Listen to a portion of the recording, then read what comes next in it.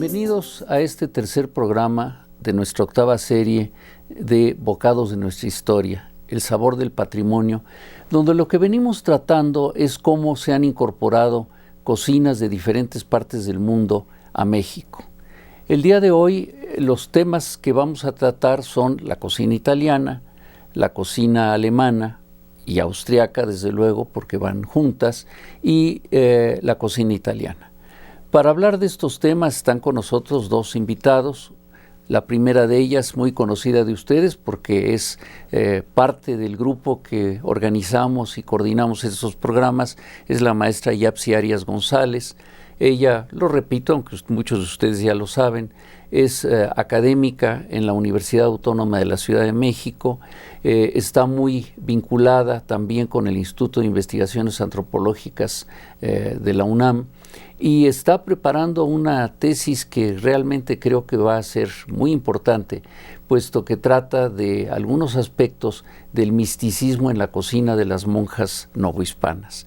Pero además tiene en prensa un libro que esperemos que salga muy pronto sobre la cocina de los gobernantes mexicas, donde analiza con sumo cuidado qué comían estos personajes. Bienvenida, Yapsi. Gracias, doctor. Y tenemos también el honor de tener esta mañana al chef Giuseppe Di Pasquale, que es nacido en Bolonia, pero ya, como decimos, aclimatado, acondicionado a vivir en México desde hace algunas décadas, y que es el propietario y el chef ejecutivo del restaurante Il Gusto d'Italia, que para que ustedes lo ubiquen está en Insurgentes, muy cerca de Arroyo, ¿verdad? Es decir, muy cerquita, sí. Muy cerca de Arroyo. Y él ha sido instructor en distintas escuelas de gastronomía en México, es una persona muy conocida y es miembro del Consejo Exportador de Soya de los Estados Unidos de América. De tal manera que, como ven ustedes, hoy el tema es importante y tenemos a un experto en cocina italiana. Entonces, la situación es la siguiente. Yo quisiera que rápidamente ubicáramos el tema. Yapsi, no sé si puedas decirnos así brevemente cuál es el propósito de hoy, qué buscamos, y para entrar después ya en detalles. Bueno, vamos a empezar a hablar un poquito sobre qué pasó con la migración, cómo es que llegan estos italianos, cómo es que llegan estos alemanes, cómo es que llegan estos ingleses aquí a México, ¿no? Para empezar a adentrarse, pues, primero aclimatarse a todos estos espacios, ¿no? Y por supuesto después cómo ellos empiezan a adentrarse con la alimentación, sus productos, pero bueno, vamos a ver que luego ver sus productos aquí en México es un poquito medio difícil, entonces había que agarrar de donde se pudiera para implementar nuevas técnicas, para adaptarse a nuevos, por supuesto también nuevos climas, ¿no? Y eso hacer elaboraciones totalmente, pues un poco nuevas, ¿no? Pero con técnicas de ellos y con técnicas mexicanas. Uh-huh. Bueno, yo quisiera señalar como antecedente de que desde luego hoy que estamos hablando de la cocina alemana, austriaca, de la cocina italiana y de la cocina inglesa, pues estos son grupos humanos que han tenido una larga historia de su estancia en México, pero como estamos enfocándonos en el periodo de los 40, 50, 60 en México, hay que recordar que hay un antecedente fundamental que es la Segunda Guerra Mundial. Uh-huh. Es decir, la Segunda Guerra Mundial origina en Europa una nueva migración. Por ejemplo, vamos a hablar del caso de las personas de Gran Bretaña, y ahí quiero abarcar desde luego ingleses, a galeses, a irlandeses, uh-huh, a escoceses. Uh-huh. Estaban arraigados en México desde mucho antes, uh-huh, sobre todo desde el siglo XIX y muy intensamente a principios del XX, por la llegada de industriales de esos países que llegan a México. Trabajan en las minas, trabajan en la construcción de los ferrocarriles, las petroleras, y juegan un papel fundamental. Uh-huh. En el caso de los alemanes ocurría lo mismo. Resulta que don Porfirio hace venir a muchos alemanes a México, y por ejemplo un dato curioso es que las primeras enfermeras del Hospital General de México son traídas de Alemania para capacitar a las enfermeras mexicanas en ese hospital que se crea en esa época y que es, uh-huh, digamos, todavía hoy un ejemplo importante de lo que debe ser un hospital público. Y con Italia ocurre lo mismo. Es decir, yo quiero recordar aquí a una compatriota de Giuseppe, que es la doctora Ada D'Aloia, que llega a México huyendo del fascismo en Italia, pero en los años 20, 30, y que se arraiga en México y que juega un papel muy importante en la formación de la antropología mexicana. E igual que ella, pues llegan una buena cantidad de personas italianas huyendo de la situación que se presentaba en Europa. Y desde luego con los alemanes y austriacos nos ocurre lo mismo. Es decir, ahí algunos que no estaban de acuerdo con lo que estaba ocurriendo en sus países vienen a México. Entonces, la llegada es por distintas vías en distintos momentos, pero lo que nos interesa explorar ahora son los efectos en esto. Y entonces yo le quiero preguntar a Giuseppe, ¿qué nos puedes decir justamente para comenzar, antes de pasar a una primera cápsula, sobre la llegada de la cocina italiana, digamos, moderna a México? Yo quiero, nada más antes de darte la palabra, citar un antecedente. Yo nací en los años 40 y fui asiduo espectador de las películas del neorrealismo italiano, de todas las series maravillosas que hacía Vittorio De Sica, etcétera. Y en mi familia nos llamó la atención que servían una cosa extraña que llamaban pizzas, que ahora son muy populares. Y desde luego en la Ciudad de México, en esa época, no había un solo restaurante donde se sirvieran pizzas. Entonces tuvimos que pedirle a mi madre y le dijimos, mamá, es que eso quisiéramos probarlo. Y entonces mi madre tuvo que volverse reinventora de pizzas. E hizo algo parecido a una pizza. ¿Y qué tal salió? Y salió bien, pero después ya tuvimos una serie de restaurantes donde se ofrecía. Y tal vez, como tú llegaste mucho después, no sabes que uno de los primeros restaurantes donde se servía pizza estaba también en Insurgentes, pero en la colonia Roma, y este restaurante realmente hacía las pizzas al estilo italiano, y era un restaurante Villarroma, muy querido del público mexicano. Y después, claro, se vino la avalancha de pizzas, y quiero que tú nos platiques también un poco de estas dos tradiciones, porque ahora tenemos la pizza italiana, de verdad, mexicanizada un poco, pero tenemos la pizza norteamericana, que es una situación totalmente diferente. Como tú bien lo has dicho, tenemos que contemplar que a raíces de algunos sucesos históricos, exactamente con las represiones de Mussolini, del fascismo y todo esto, mucha gente empieza a viajar y a ir al extranjero, como tú dices, aquí a México exactamente, que es una parte muy importante.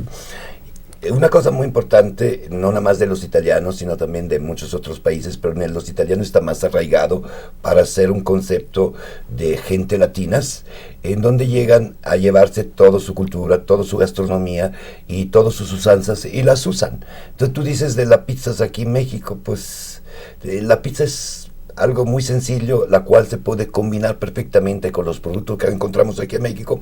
Como tú bien decías antes, algunos de los ingredientes se tienen que volver a utilizar técnica distinta para hacer esto. Pero acuérdense, hablamos de la pizza, pero no es nada más la pizza lo que ha podido influenciar la gastronomía mexicana por parte de la italiana, utilizando técnica simplemente de las pastas y de todo. Yo creo que las pastas ya existían antes de que se hacían las pastas. Sí. Me imagino que la pizza también, nada más que a veces se utiliza de una manera distinta. Y pues creo que hoy en día es una parte importante considerar que las pizzas, o si hablamos de las pizzas en ese punto en Italia, es una cosa, tiene una cultura, es muy delgada. Deberíamos de ver también un poco la historia de cómo llegamos a la pizza hoy en día, que es un poquito más arraigado atrás, y en el momento que llega a México, es claro que no podemos hacer la pizza que hacemos allá. Claro. Y uno le voy a poder poner encima de la pizza, por ejemplo, algunos productos que son típicos de allá. No sé si usted probó ahí la pancetta di guanciale, por ejemplo, otros productos así muy característicos. No, simplemente para mí una de las pizzas más maravillosas que pruebo en Italia es la de trufas. Ah, tartufo. Purtroppo. Lamentablemente aquí lo conseguimos el tartufo nada más en aceite o en salmuera. No llegamos a conseguirlo fresco, pero ponérmela es un producto que es difícil. Por eso después se llega al momento que la pizza en el país a donde vas, pues se va un poco, aquí en este caso, tropicalizando y poniéndoles algunos productos que son típicamente de México. Por ejemplo, hoy en día puedes conseguir una muy buena pizza al pastor. ¿La han probado? Está excelente. Si el O pastor con está bien. frijoles.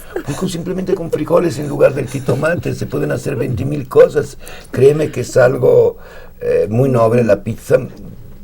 ¿Qué aceptación tuvo México a esto? Pues como todo el resto del mundo, ¿no? Encantado. ¿Pero por qué? Porque esa es una de las razones que tienes que ver también, ¿no? La pizza es un producto muy barato. Sin embargo, nos las venden bastante cara. Y es algo que a la gente les ha gustado mucho. Y de fácil preparación. Y Por cómoda eso, para comer. Tenemos que ir a la primera cápsula que va a tratar justamente de otro aspecto que es la cocina inglesa.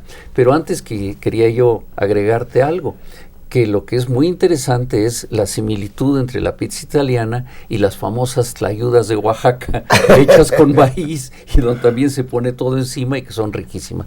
Entonces, por favor, pasemos a esta primera cápsula donde nos va a hablar Jane Pearson de Fernández del restaurante Sir Winston Churchill, uno de los restaurantes con mayor tradición de comida inglesa en México.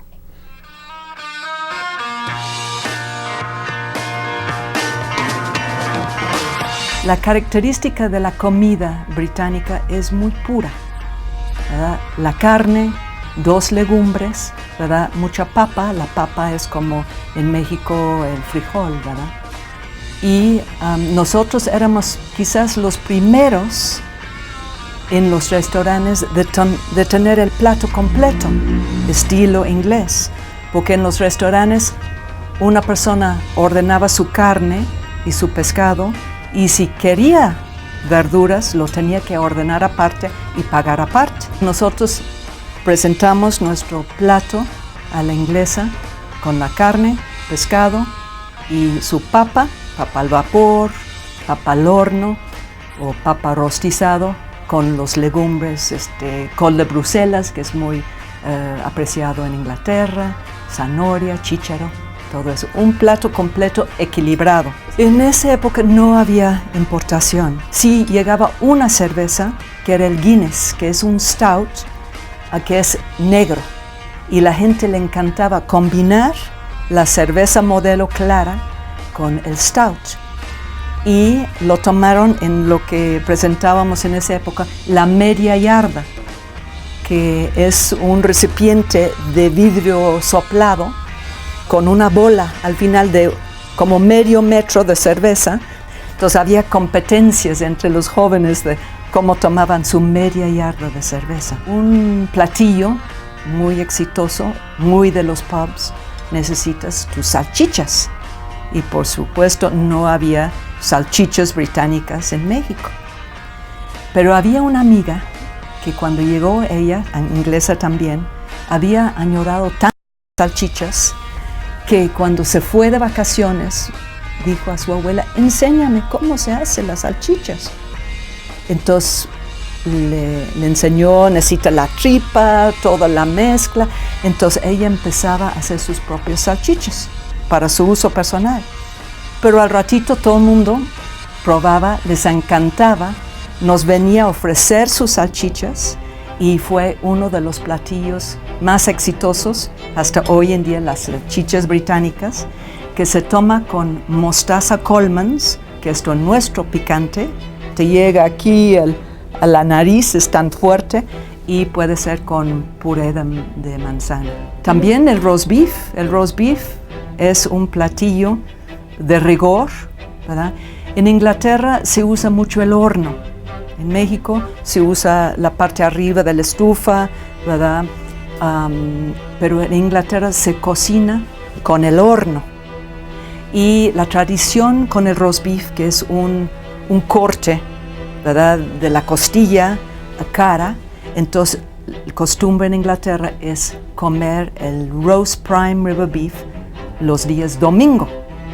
Entonces la gente metía a su horno la pieza con roast beef, bien sazonado, sal, pimienta, y la gota de grasa que iba cayendo caliente se caía sobre una mezcla de harina y huevo que se iba inflando, y esto era el acompañante del roast beef, que se llama Yorkshire pudding. El Piccadilly fue el primer restaurante que hicimos en la zona rosa, ¿verdad? Nosotros aquí en Churchill's tuvimos la gran fortuna de, en una casa inspirada de una casona preciosa de la campiña inglesa, estilo Tudor, y tuvimos la suerte de poderlo tomar como nuestro segundo restaurante y seguir con los mismos platillos que era novedoso en México. La comida británica no se conocía. Los postres son innegablemente la debilidad de los ingleses. Y como estábamos platicando, como se usa el horno, ¿verdad? Entonces hay infinidad de postres. Empezando con los que tenemos, por supuesto, aquí, que es el trifle, que es un tipo de pancake horneado con su jerez, su natilla, el custard, que va con todos los platillos calientes, una natilla caliente, que es riquísimo en invierno, porque lo pones sobre un postre caliente, y su crema chantilly, que se llama trifle, sherry trifle, ¿verdad? Y después toda la combinación de fruta que se usa en Inglaterra, por ejemplo las tartas de manzana, de pera, hay postres, todo lo de merengue, de diferentes formas. Hablando de la comida británica, uno de los sucesos más insólitos es algo que pasó por 1850, que después de la independencia de México, la minería, que era pues muy importante para el oro y la plata, las minas estaban inundadas de agua. Entonces necesitaban dinero, tecnología para sacar el agua de las minas.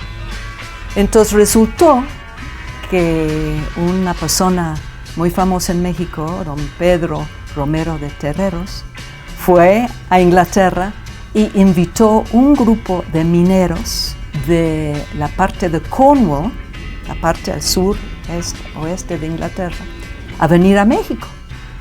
Y en esa época los minas de estaño estaban cerrando. Entonces un grupo de 300 mineros durante 50 años vinieron a Pachuca y por supuesto no podían vivir sin viene siendo el itacate de los mineros británicos, ¿verdad? Que es su paste. ¿Cómo se hace un paste? Es como una tortilla, pero de harina, no de maíz, y adentro se va poniendo el nabo, zanahoria, la carne picada y otra vez la papa. Se envuelve y se pone como cuerda alrededor y un piquito de los lados, y esto se hornea. Después se envuelve en una servilleta de lino de preferencia, y los mineros, tanto en Inglaterra como ya en Pachuca, las señoras hacían todos estos pastes que se llaman, y ellos bajaban a las minas y la hora del almuerzo a comer su paste. Entonces lo agarraban de los lados, comían en medio, y entonces las manos no tocaban la cuerda alrededor, porque en la mina pues había mercurio, había arsénico, había otras sustancias venenosas, entonces la comida tenía que estar muy pura, ¿no? Entonces los pastes que trajeron nuestros mineros de Inglaterra, pues resultó un éxito en México. Pero no solamente se quedó con la receta clásica original. Ya en Pachuca hay miles de variedades de paste con mole verde, ¿verdad? Con manzana, con piña. O sea, tuvo la creatividad mexicana con el paste de Inglaterra, ¿verdad? Que es insólito, ¿verdad? Que un platillo puede viajar tan lejos y ser tan exitoso, ¿verdad? Tenemos Sir Winston Churchill's y estamos aquí a sus órdenes. Tenemos todos los platillos tradicionales. No nos dejan quitar ninguno, porque cuando queremos poner otro platillo. No, por favor, no me quite esto, no me quite eso. Yo vengo para mi sopa de cola de res, yo vengo por mi filete Wellington. Entonces, la carta sigue igual, ¿verdad? Pero lo que me encanta es, somos un lugar con todo lo más bonito de Inglaterra, ¿verdad? La casa, la decoración, la elegancia, el orden, pero con este alma de México, el corazón de México. El propósito desde el principio es combinar lo mejor de dos mundos, ¿verdad? Mi preparación británica, ¿verdad? Del orden y la disciplina, pues agradezco mucho, ¿verdad? Y todo lo que México me ha enseñado, pues ha sido una enseñanza de vida.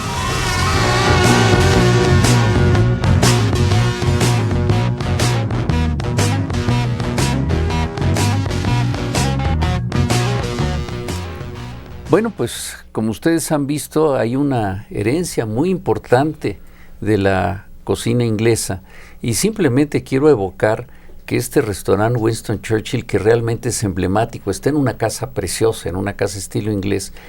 Yo lo conocí desde mi infancia en lo que era entonces Avenida del Castillo, una avenida de 2 vías, llena de árboles, que realmente evocaba mucho la situación en Inglaterra, y por desgracia el periférico está en su lugar hoy, y el restaurante se pierde un poco en este ambiente tan contaminado y de tanto ruido del periférico, pero sigue siendo una delicia ir ahí. Bueno, que es algo muy interesante como este restaurante empieza, bueno, en los 70s, pero fue un inicio de los 40s, sí, que es en la zona rosa, que era el Piccadilly Pub.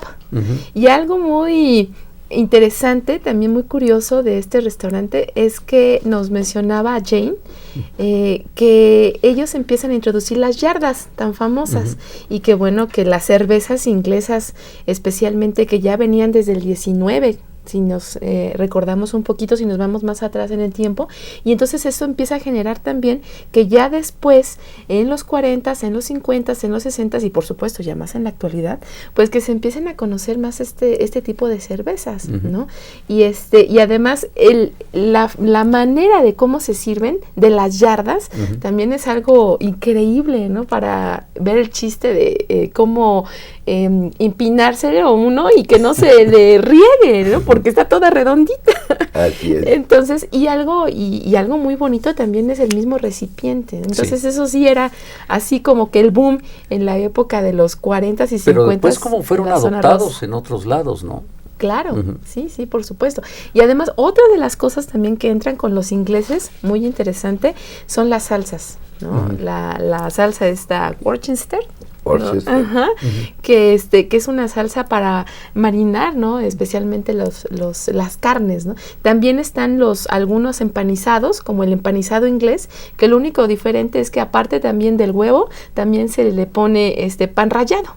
Entonces, bueno, pero lo interesante de la salsa que acabas de mencionar es que como la palabra es tan difícil de pronunciar, se ha quedado como salsa inglesa. Así es. Más fácil. Es más fácil. De hecho, ahorita en comercio tú puedes comprar la salsa Worcester, uh-huh, pero inclusive pues tú vas y compras una salsa que es salsa inglesa, sí, que en realidad después viene es más un clon. Es un clon y viene más adaptada a lo que son las necesidades aquí de México. Uh-huh, uh-huh. Uh-huh. Entonces, realmente lo que esperemos que el público haya visto es que esta mala fama tan terrible que tiene la cocina inglesa no es cierta. Es decir, la cocina inglesa es una cocina como cualquier otra, con sus variedades y todo, e ir a Inglaterra y comer realmente en los lugares donde hay auténtica cocina inglesa es una delicia. Y claro, como lo dijo Jane, los postres son maravillosos. Y no olvidemos el tan famoso sándwich. Claro. Que la misma palabra también, bueno, se dice históricamente que fue por el conde, ¿no? El conde que tiene el mismo nombre de Sandwich, ¿no? Que además le gustaba, era empedernido jugador y pendenciero, que le encantaba jugar tanto y a deshoras de la noche llegar a su casa y bueno, que dicen que una vez estaba tan cansado el hombre que lo único que quería es que nada más le dieran lo que estaba ahí en ese momento, ¿no? Entonces le dieron aparte el pan, le dieron aparte diferentes carnes, entonces él se le hizo muy fácil agarrar la carne, nada más meterla entre el pan y ya, y entonces desde ahí se dice históricamente que, o bueno, más bien la leyenda, que así se empieza el nombre de sándwich, ¿no? Que pero también lo curioso es que en México, como es otra palabra que, bueno, ahora ya se pronuncia fácilmente, ya se arraigó en nuestra lengua, pero al principio a la gente le costaba trabajo, era el changuis, ¿no? Y entonces poco a poco va entrando en nuestra cultura, ¿no? Y ahora, pues, claro, los sándwiches son enormemente populares, incluso para los almuerzos de los niños en la escuela, en fin, tantas cosas, ¿no? Entonces, como algo tan sencillo se haya ya arraigado en las costumbres mexicanas. Sí. Muy interesante eso. Totalmente. Y claro, algo que dijo Jane también es que, al igual que veremos dentro de un momento en las cocinas de habla alemana, pues la mostaza juega un papel muy importante, ¿no? El condimento de esa región europea que es muy importante también para nosotros, ¿no? Y los pasteles, la tarta Sacher. Sí. Totalmente también. Bueno, entonces, si les parece, continuemos hablando un poco de la cocina alemana, porque aquí hay una serie de fenómenos muy interesantes. Como dije, los alemanes llegan a México desde hace mucho tiempo, pero la migración alemana y austriaca se hacen muy importantes a partir de los años 30, 40. Pero hay un fenómeno en esta Ciudad de México urbano muy interesante. Como el colegio alemán se ubica en Tacubaya, resulta que alrededor del colegio alemán aparecen una serie de pequeños locales donde venden productos alemanes y que, aunque el colegio alemán ya no está ahí, los lugares siguen. Entonces, si uno quiere buscar pastelería alemana, embutidos alemanes, la colagria, etcétera, pues es una de las zonas de la ciudad donde uno puede ir. Y desde luego la cocina alemana tuvo muchos restaurantes importantes en la Ciudad de México. Hay restaurantes que fueron notables. Y uno de ellos, quiero relatarlo, esto es un poquito anterior a la época que estamos tratando, tuvo un nombre desafortunado, porque resulta que se llamaba la suástica. Y al momento que la suástica adquiere un significado político, el restaurante tiene que cambiar de nombre y pervive todavía como el restaurante Loma Linda en Las Lomas, uno de los primeros restaurantes que hubo en las lomas de Chapultepec y que tuvo que cambiar de nombre por esta razón. Y había varios, el Bremen, había el Cucú, había varios restaurantes alemanes, donde lo que nos llamaba la atención en esa época era justamente el tipo de platillos. Y otro de ellos que tiene, digamos que es muy común en la cocina alemana, y que en México nos llamaba la atención y que gustó mucho, fueron los chamorros. Es decir, los chamorros también se arraigan en México, gustan y forman parte de nuestra vida. Por otra parte, no hay que olvidar que, al igual que Italia, al igual que Inglaterra, etcétera, Alemania es un país donde las salchichas son muy populares, ¿no? Entonces la salchichonería alemana pues pervive, la vemos en nuestras salchichonerías y es muy gustada. Y es impresionante ir a las salchichonerías alemanas y sobre todo darnos cuenta de la variedad, cosa que aunque es menos conocida en Italia, desde luego. En el norte de Italia tenemos muchas influencias por cuanto concerne a Austria y Alemania, sí. Y consecuentemente tanto el concepto de la colagria, que sería un poco el concepto del chucrut, y lo que son los embutidos, en este caso salchicha y todo eso, sí se encuentran muchísimo. Por ejemplo, de Giuseppe, de mis experiencias italianas, una que fue deliciosa fue que me regalaron una salama di sugo, que es una cosa extraordinaria, porque incluso la manera de prepararla ya en la casa es impresionante. La tiene uno que meter en agua hirviendo, pero sin que toque la orilla detenida de un hilo, ¿no? Con una varita. Con una varita para que se cueza de la manera adecuada, y es una delicia también. Ay, qué bueno que pudo probar algo así muy peculiar, porque también en la gastronomía italiana hay tantos platos en cada región, es que es impresionante. Alguno de estos, como decíamos hace rato, han llegado aquí a México.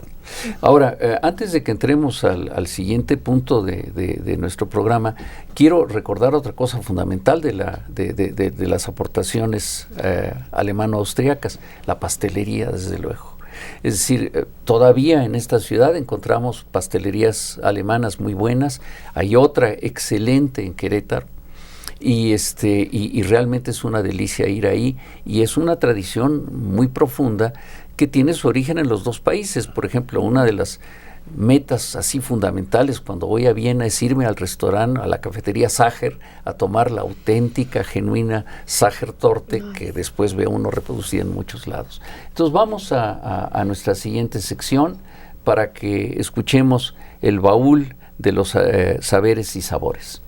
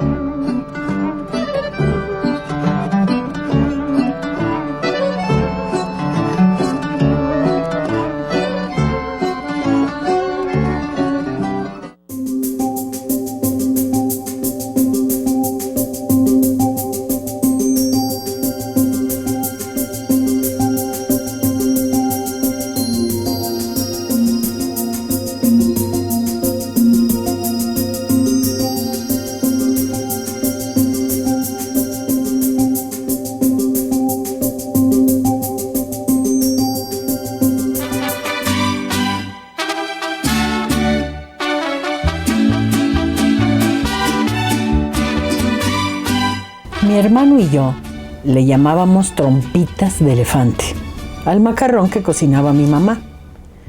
Pero en realidad ese concepto infantil retrataba al llamado macarrón, macarone italiano, unos tubitos largos hechos de harina de trigo.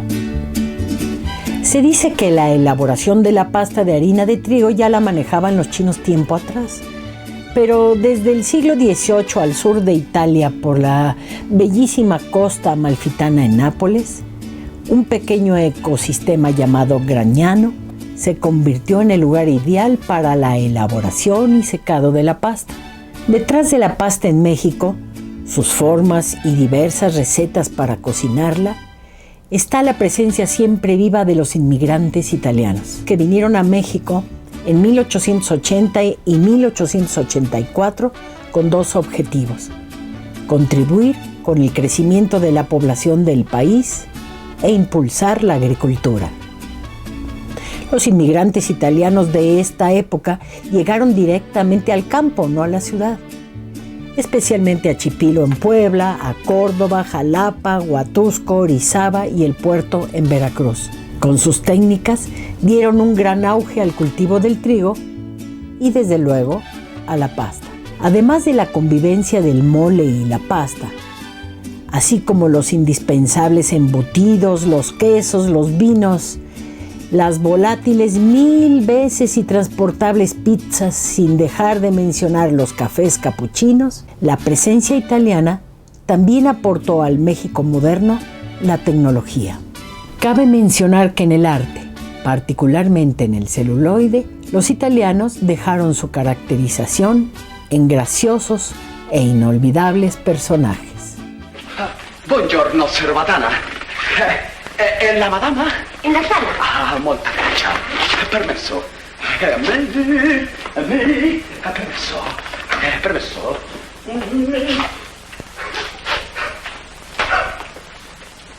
Esto qué tarde llega usted, que estaba impaciente ya. Buongiorno, signorina. Me acuesta pira más vale tarde que nunca. Qué bueno. ¿No quiere una copita, maestro? De molto amore, de molto amore. Mio sono un poco crudo. Yo lo cocino. Magnifici. Aquí tiene, maestro. Molta gracia, signorina. Signorina molto bella. Molto bella. Parece bella. Al igual que los italianos, los alemanes contribuyen a la época moderna de México. Llegaron a fines del siglo XIX y principios del XX, y con ellos los menonitas que se asentaron en el norte y el sureste de México. Esta comunidad religiosa aún habla un dialecto alemán y se ha hecho famosa por sus quesos y por su empeño en hacer florecer al desierto. Otros grupos de alemanes se dedican al cultivo del café en Chiapas, en Mazatlán, en Puebla, en Veracruz, entre otros estados. Y gracias a ellos se extendió la industria cervecera por todo el país, con la fama de una bebida que adoran los mexicanos. Recuerdo que en distintas esquinas de la ciudad de los 40 y 50, el cilindrero tocaba esa cajota de fabricación alemana. Hoy en día, los organillos se arreglan y arreglan, negándose a morir. Y en algunas esquinas de la ciudad, cuando el cilindrero gira la manivela, parece darle cuerda a una máquina del tiempo que nos lleva al México de ayer. O se escucha el cilindrero trovador.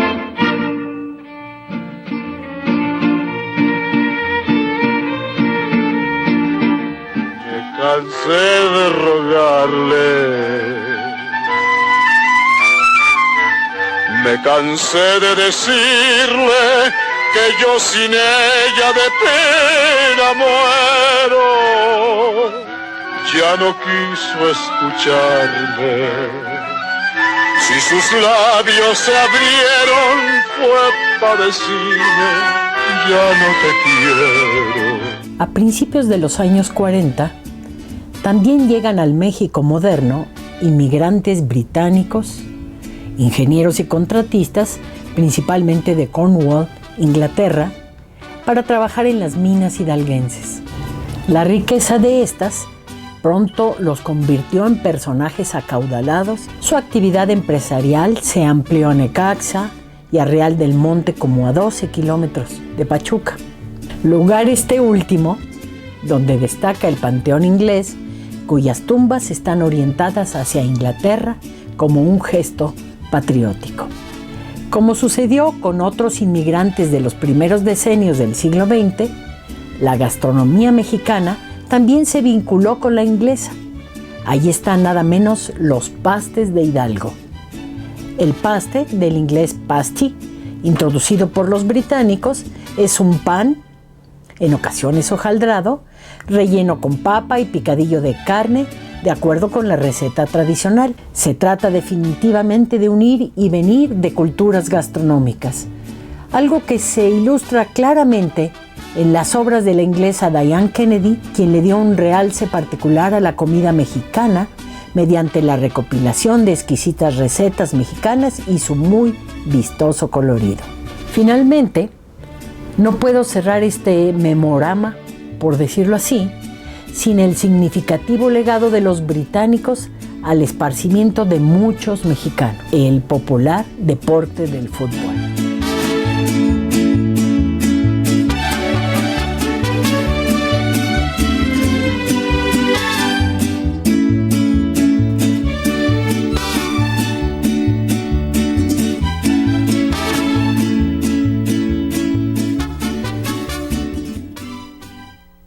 En esta sección es formidable volver a constatar la versatilidad de Tintán. Es decir, en los 3 programas que llevamos ha aparecido Tintán y siempre haciendo un papel diferente, imitando distintas personalidades. Su versatilidad cómica era sensacional. Y bueno, yo quiero que ahora aprovechemos aquí la estancia de Giuseppe para que nos platique. Hay una tal cantidad de temas, pero si quieres, por favor, comienza con la pizza, que es tal vez el emblema italiano en México.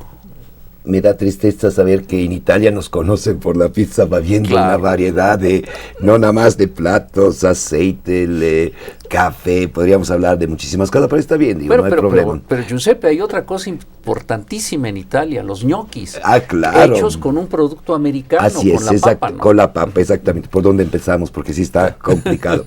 Pues podríamos empezar con el concepto de la pizza, en realidad, cómo llegamos al día de hoy a tener esa pizza y cómo posteriormente pues llegó al resto del mundo, ¿no? Que es importante esta parte. Aquí hay varios sucesos históricos que tenemos que tener presente por el concepto de lo que tenemos hoy en día como pizza. En primer lugar, la pizza se remonta a las primeros hombres que empiezan a trabajar los cereales y tener esta masa para mezclar con agua que guisaban en piedra. Y nada más así, sin levadura, sin nada. Posteriormente, los egipcios lo utilizaban, esta masa con levadura, para hacer una empanada, no similar a la pizza, pero que era exclusivamente para festejar el cumpleaños del faraón. Para empezar a encontrar los productos que hoy en día tenemos de la pizza, tenemos que remontarnos alrededor de 1200, cuando los pueblos del norte de Italia, del norte de Europa, vacaban a saquear todos los pueblos que venía aquí. Ellos iban saqueando, iban dejando a su paso, se llevaban cosas y dejaban otra, como por ejemplo en el sur de Italia empiezan a dejar lo que es la crianza del búfalo. De hecho, una buena pizza debe de ser con queso de búfala. Queso de búfala, sí. Así es, o mozzarella de búfala, más bien dicho. Entonces se empieza a criar la búfala en el sur de Italia. Hasta el final del 1800 traen una técnica de la India para poder hacer lo que es la mozzarella. Exactamente, se empieza a hacer con el queso de búfalo. Otro suceso histórico, que es lo que nos interesa a nosotros, es ver cómo portó Mesoamérica y México de aquí hasta allá el jitomate. El jitomate no se conocía, llega en 1540. Todo el mundo, la mayoría de la gente, o más bien, Italia se tardó 100 años en utilizar el jitomate, debido a que pensaban que era venenoso. Seguramente por un accidente se dan cuenta que no era venenoso y empiezan a utilizar el jitomate. De hecho, en el 1200, en Nápoles exactamente, donde se originó la pizza, hacían una focaccia grande, nada más se le ponía, era pan fermentado, nada más se le ponía encima alguna hierba, aceite extra virgen, y la horneaban. Cuando llega el jitomate, encima de esa focaccia se empieza a poner lo que es el jitomate, y se empieza a utilizar con el jitomate, sino que hasta como conocemos la pizza hoy en día, tenemos que regresar a 1800, al inicio, en donde se empieza a poner entonces ya más delgada, se le empieza a poner encima nada más jitomate, y ¿qué es la pizza que conocemos como marinero? ¿Ha comido la marinera en Italia? Sí. ¿Cómo es la marinera? Nada más es masa y jitomate. Pero ¿por qué se llama marinera? Si todo el mundo piensa que tiene que llevar mariscos. Tiene que llevar mariscos, sí. No, en vez no.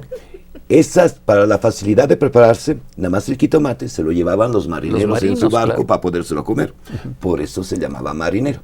En fin, para conocer la pizza como la conocemos hoy en día, tenemos que llegar a 1875, cuando los reyes de Italia deciden visitar lo que es el sur de Italia, exactamente la región de Campania, y habían oído hablar de este producto, que era la pizza, que se había hecho muy famosa en Nápoles. Como que la burguesía no lo había de buen ojo porque pensaban que era comida de pobres. Exactamente. Entonces deciden de prepararla. Entonces un tal Gennaro Esposito prepara la pizza por los reyes, y para manejar la bandera italiana propone los varios colores, que es el verde o más bien el rojo el jitomate, el blanco la mozzarella, el verde el albahaca. Entonces le dan a conocer, o más bien le dan a probar la pizza a la reina y el rey, y la reina, aficionada de la gastronomía, claramente, ¿no? Y se decidió por esta razón darle el nombre de la pizza, el nombre de la reina, que era la reina Margarita. Por entonces, eso claro, se conocen como Margarita. Cuando los mexicanos llegamos a Italia y vemos pizza Margarita, no sabemos de qué se trata, y hay que tener el antecedente histórico. Por eso, entonces, después los varios sucesos históricos que llevan a los italianos a emigrar en el resto del mundo, incluyendo México, como decía hace rato, llevan toda su cultura, llevan su gastronomía y la implementan. Entonces empiezan a implementar la pizza, la cual ha tenido un éxito en todo el mundo por su sencillez de elaboración, y mezclada con los otros ingredientes ya hacemos un concepto de lo que es la mezcla, o la nacionalización de los productos en donde llevamos mucho. La diferencia, por ejemplo, de las pizzas de Estados Unidos, ahí varía nada más la cantidad de masa que le vamos a poner y según el paladar que lo va a comer, porque en Italia también hay pizza gruesa, créeme, se llama pizza al taglio y la encuentras en la esquinita y te las venden así, tú y es... Quiero una pizza, ¿cuánto? €1, ya, vámonos. Y así de sencillo, te la llevas. Y no es de sentarte a comerla como... Pero explica a nuestro público qué quiere decir al taglio. Al taglio. Al taglio consideramos que se hace una pizza, en vez que hacerla redonda, se hace en charola rectangular, normalmente de 40 por 80, en donde se cocinan, se colocan en un mostrador y la gente va y dice, quiero un cuartito de la pizza. Esta misma pizza grande, 80 por 60, perdón, la cortan en cuadraditos de 10 por 10 y tú compras nada más un cuadradito de esta pizza. Por esto se llama pizza al taglio. Al corte. Al corte, aquí le llamaríamos un cachito de pizza. Un cachito de pizza, exactamente. A lo mejor con hawaiana, ¿no? Bueno, pero ahí mencionas algo muy interesante que nos aclaró una distinguida colega, Raquel Laudan. Aquí en México le llamamos hawaiano a todo lo que tiene piña. Así es. Pero resulta que en Hawái no consumen la piña. Ay, no me digas. Es decir, la piña es llevada de México a Hawái por el señor Dole, el que hace las latas Dole, que en México no conocemos, pero que en Estados Unidos son muy populares. Y entonces trae la piña a América otra vez. Y entonces en Estados Unidos le llaman hawaiano a todo lo que tiene piña, aunque la piña no forme parte de la cocina hawaiana. Ay, es apasionante. Bueno. Tenemos que ir a un video. Entonces volveremos dentro de un momento para platicar más. Quería comentar una cosa muy importante. Por el concepto que le decía hace rato, que la pizza se conoce en todo el mundo, no sé si saben, es patrimonio de la humanidad. Sí. Claro. Ya sabía, claro. Doctor, yo sé que usted sabía. La pizza hace parte del patrimonio de la humanidad. Muy bien, entonces pasamos al siguiente video que creo que ustedes van a disfrutar mucho.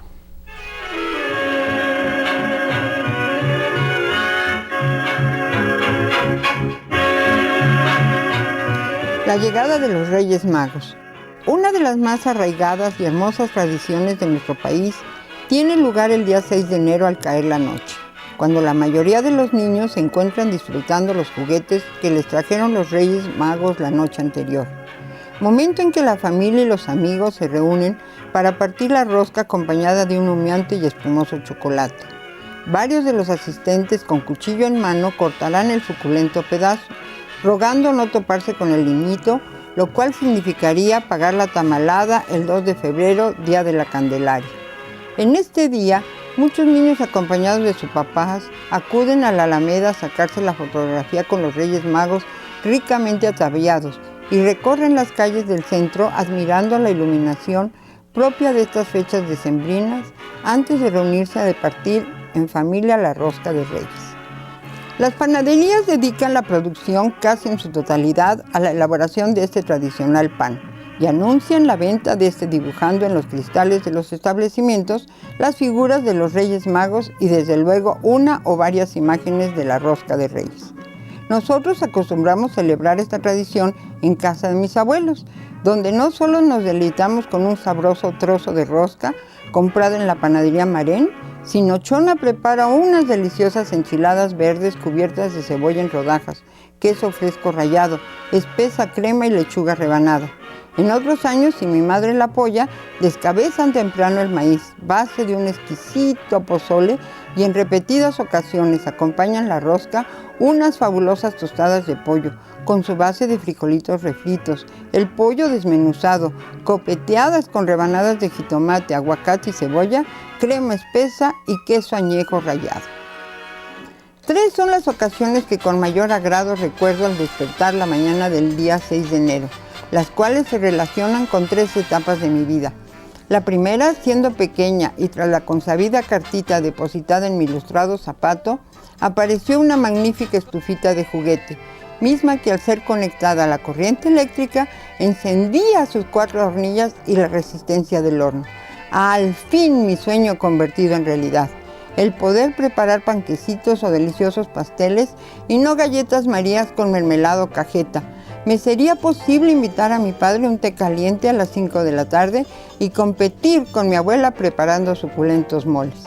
Sin embargo, en aquel entonces, una tarde de invierno se encontraban encendidas al mismo tiempo la plancha de doña Tomasa, la máquina de coser de mi hacendosa madre, el árbol de Navidad y mi espléndido regalo. Acto seguido, se quemaron los fusibles y con ello las resistencias de aquel que fuera mi primer laboratorio culinario.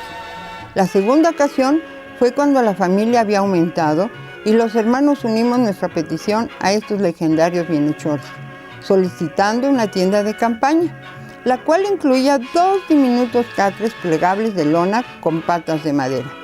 La tarde de ese día, antes de partir la rosca, mi abuelo armó hábilmente el producto de casa planas en el centro del jardín. Ya dispuestos en pijama, corrimos emocionados a tomar posesión de ella para pasar en su interior la noche. La tercera se relaciona con mi incipiente adolescencia, cuando Melchor, Gaspar y Baltasar me otorgan un tocadiscos portátil. Ahora sí podré escuchar con mis cuates la música que nos gusta. En este maravilloso aparato se podían oír a todo volumen los discos de 45 y de 33 revoluciones de los cantantes y conjuntos de moda, tanto nacionales como extranjeros, sin tener que esperar a que mis papás salieran de casa para usar la consola que ocupaba gran parte de la sala. ¡Qué disfrute más grande era aquello! Cuando organizábamos nuestra propia coreografía al ritmo de los Teen Tops, los Rebeldes del Rock o los Locos del Ritmo. Había quien le gustaba imitar a Angélica María, Maite Gauss o Julissa. Los más letrados escuchaban a estos muchachitos oriundos de Liverpool, quienes más tarde serían el parteaguas de la música moderna. Ingrata sería si al correr de los años no dijera a ustedes que la llegada de los Reyes Magos no se ha interrumpido. Adulta, siguen entregando uno o varios presentes al lado de mi zapato colocado la noche del 5 de enero. Muchos de nuestros seguidores estarán de acuerdo con nosotros que no existe mayor acrobacia y desvelo cuando deseamos que estos 3 ilustres personajes, quienes muchos siglos atrás llevaron incienso, mirra y oro a aquel pequeño colocado en un humilde pesebre, den respuesta a cada una de esas cartitas, lo cual queda compensado al ver sus caritas la mañana del 6 de enero.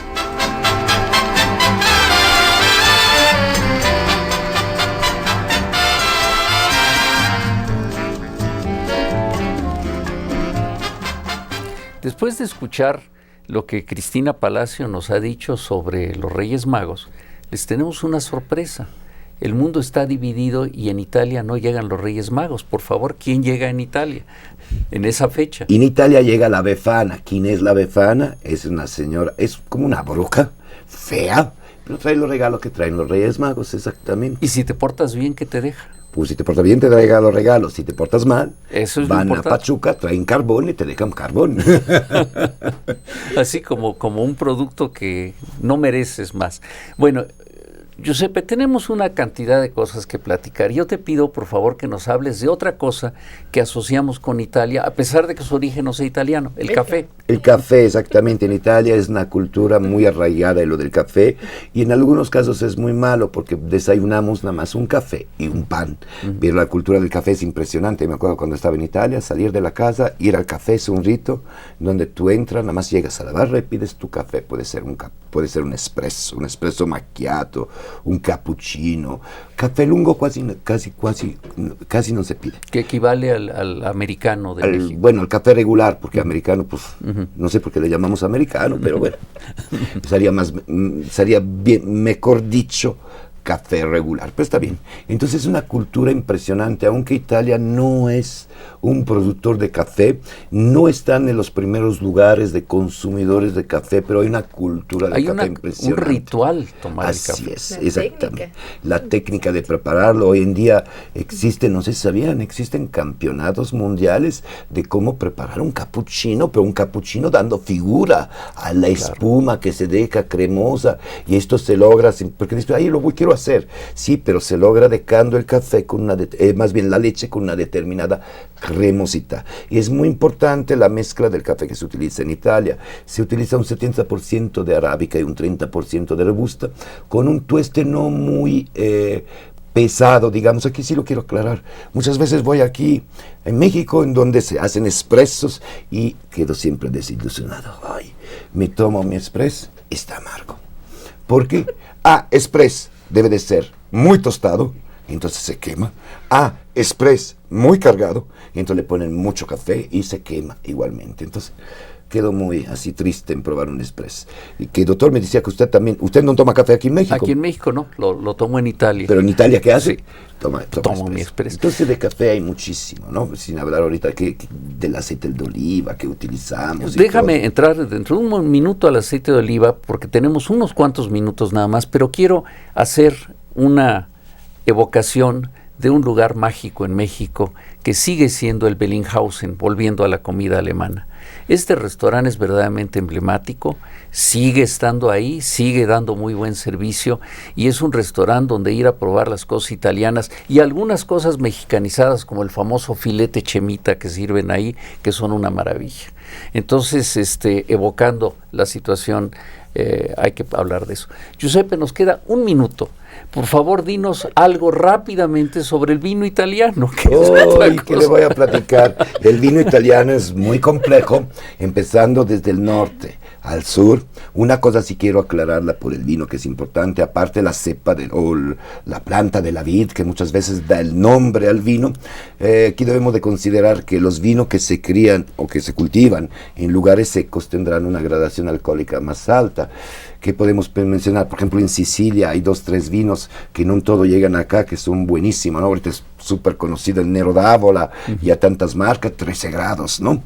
Y hay otro muy bueno en Sicilia que se llama el Cuervo de Salaparuta, vino tinto, siempre fenomenal. Normalmente en el sur de Italia, la mayoría, si cultivan también el blanco, pero es más hacer los vinos tintos. Norte de Italia, los vinos que podemos mencionar, no sé, el más conocido, un Chianti, un Barbera, un Nebbiolo del Piemonte, son vinos, un Valdobbiaco, que es un espumoso, que después hay vino espumoso. Y aquí algo que quiero comentar que es muy padre eso, en Italia el vino es más barato que el agua.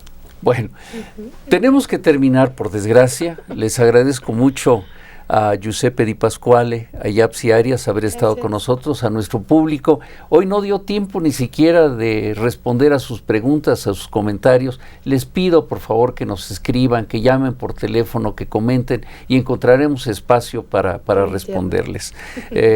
Por internet desde luego se pueden comunicar con nosotros. Muchas gracias por su presencia y los esperamos en el siguiente programa de esta serie, Bocados de nuestra historia, el sabor del patrimonio, del Instituto de Investigaciones Antropológicas de esta Universidad Nacional Autónoma de México. Hasta pronto.